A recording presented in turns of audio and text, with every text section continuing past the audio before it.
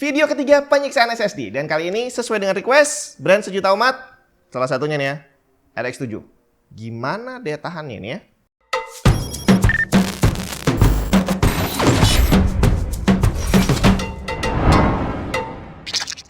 Halo semua, jadi mana? Kali ini sebenarnya ini bukan jadwalnya si RX 7 karena harusnya ini adalah video terakhir yang ngetes eTopso. Jadi ini masih jalan eTopso yang NVMe 512 GB yang udah jalan kurang lebih hampir setengah bulan dan ternyata belum meninggal bre. Jadi akhirnya ya sudahlah, saya tunggu sekalian aja dia meninggal karena di saat saya ngetes si eTopso ini saya juga ngetes barengan dengan si RX 7 yang ternyata dia sudah meninggal jauh lebih cepat dibandingkan si eTopso. Ya bukan meninggal sih, lebih tepatnya dia jadi lemot banget. Dan boleh dibilang kalau untuk untuk dibilang kondisinya 100% udah nggak layak lah ya. Nah sekarang tentang brand RX 7-nya sendiri, saya nggak dapat banyak informasi tentang RX 7 karena saya cari di Google juga nggak ada website resminya, terus nggak ada spesifikasi resmi dari yang punya brand gitu ya. Jadi semua spek yang saya dapat itu dari toko, dan ini juga saya beli dari Tokopedia dengan harga 130.000. Kapasitasnya 120 GB.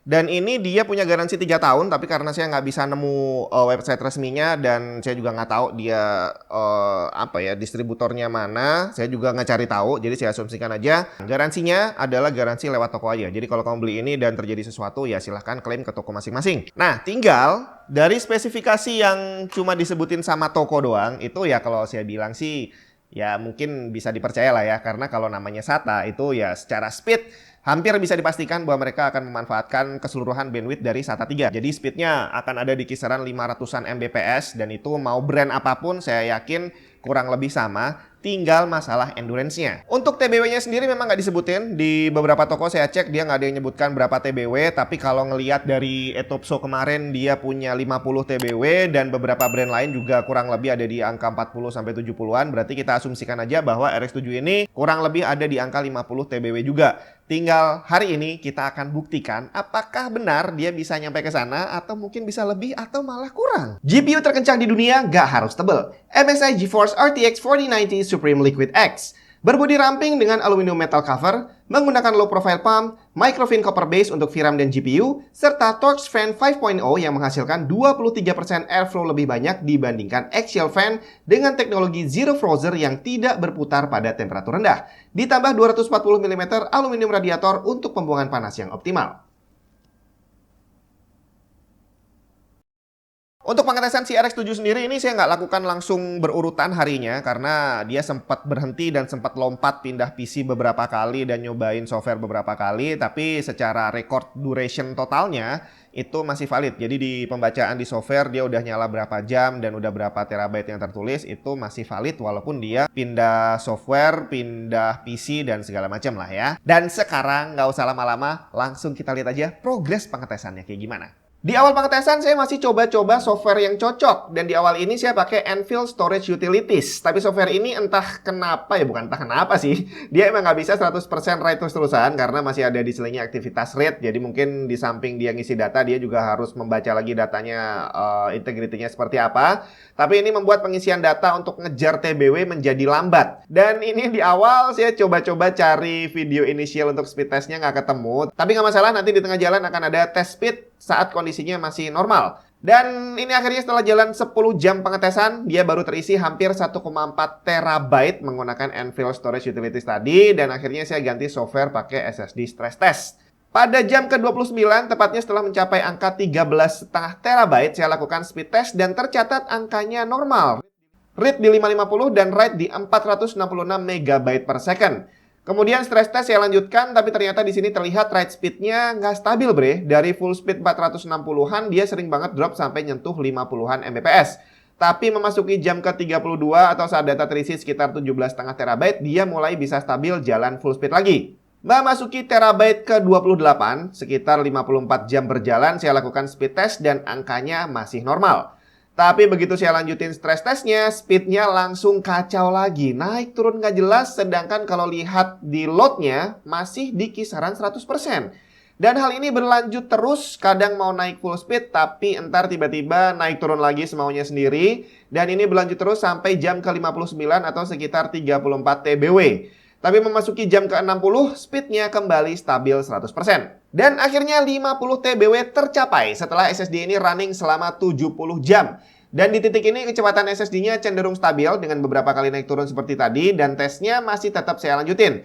Dan tepat menjelang 60 TBW di jam ke-76 saya lakukan speed test dan terbaca masih normal. Saya lanjutkan tesnya lagi dan masih lancar-lancar aja. Sampai di jam ke-77 sedikit melewati 60 TBW, write speednya mulai kacau lagi. Kita lihat loadnya 100% tapi speednya nggak sampai ke sana. Dan hal ini berlanjut terus sampai di jam ke-80, speednya beneran nggak mau naik lagi. Waktu itu udah tengah malam, jadi pas lagi nggak ada yang mantau, jadi SSD-nya masih running terus sampai kondisinya udah beneran KO kayak gini. Baru di jam ke-90 saya lakukan speed test dan ternyata udah confirm read-nya masih normal, tapi write-nya udah hancur banget, bre.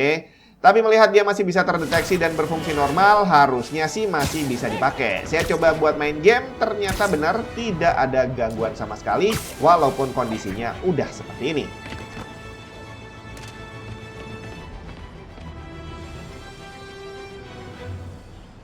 Yap, itu tadi RX 7 120GB SATA 3 yang secara endurance kalau totalan sih ya kurang lebih boleh dibilang ada di angka sekitaran 60 TB.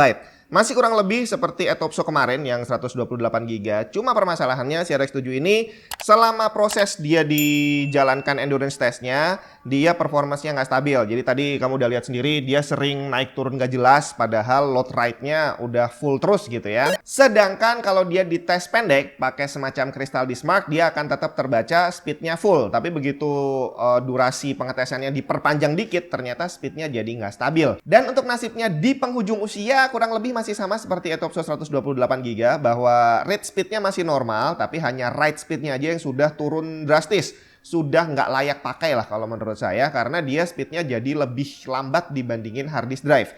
Tapi kalau kamu cuma butuh SSD untuk pasang sistem, ya dia masih bisa dipakai. Karena toh si Otopso yang waktu itu saya bilang udah nggak layak pakai juga ternyata ini masih bisa jalanin operating system ini dengan lancar jaya. Saya pakai nge-game juga masih lancar, cuma kalau ngisi data memang jauh lebih lambat dibandingin saat dia masih sehat. Dan pelajaran lagi yang bisa kita ambil bahwa ternyata pembacaan yang ada di software nggak bisa 100% kita jadikan acuan. Jadi kalau kamu biasa cari SSD second dan kamu lihat tulisannya HD Sentinel 100%, ternyata ini sudah terbukti dia terbaca 100% dari sejak awal sampai akhir dia hampir mati, tapi kondisinya udah nggak 100% sama sekali. Berarti kemungkinan di dalam SSD-nya nggak ada semacam sensor yang bisa mendeteksi kondisi health-nya. Dan ini harus kamu jadikan apa ya, reminder lah, bahwa besok lagi kamu cari SSD jangan terlalu berpatokan pada 100%-nya hard disk Sentinel untuk menilai kesehatan sebuah SSD. Termasuk pembacaan temperatur juga nggak ada. Jadi dari awal sampai akhir dia dites temperaturnya flat terus. Artinya kemungkinan di dalam SSD-nya tidak ada sensor untuk membaca naik turunnya temperatur dari NAND flash chip-nya. Oh ya, untuk RX 7 sendiri saya juga nggak dapat informasi lengkap. Tadi saya udah bilang, dan saya juga nggak tahu apakah dia sebenarnya rebrand atau produksi sendiri. Tapi yang jelas website nggak ada, informasi lainnya nggak ada. Cuma kalau kamu tahu ada informasi tentang RX 7 ini, kamu bisa share aja di kolom komentar. Terus gimana kualitasnya menurut kamu?